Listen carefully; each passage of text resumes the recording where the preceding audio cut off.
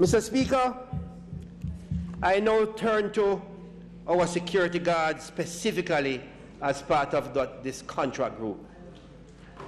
Within this group of so-called contract workers is a specific group called the security guards. My heart bleeds.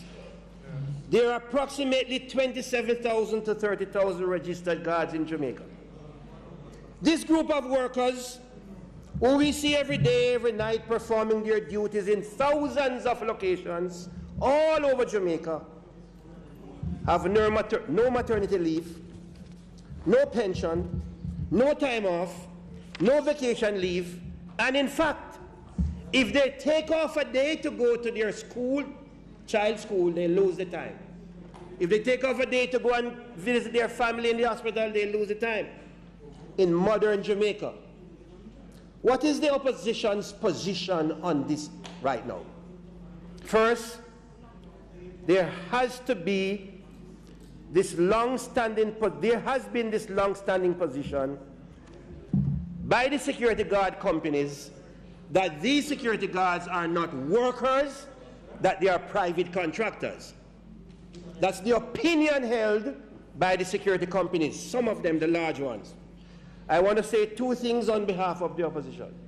One, we have noticed there has been some movement among security guards to gather themselves together in a lobby group. If they are successful, we would welcome it as a legitimate entity representing the interests of the guards. They have our blessings, and we intend to help them to form that national association. It is the only group of workers in Jamaica that doesn't have a national association.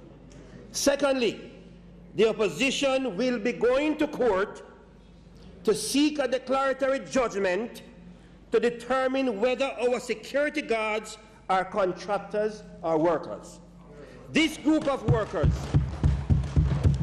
cannot continue to suffer any longer, and the People's National Party pledge to resolve this issue once and for all.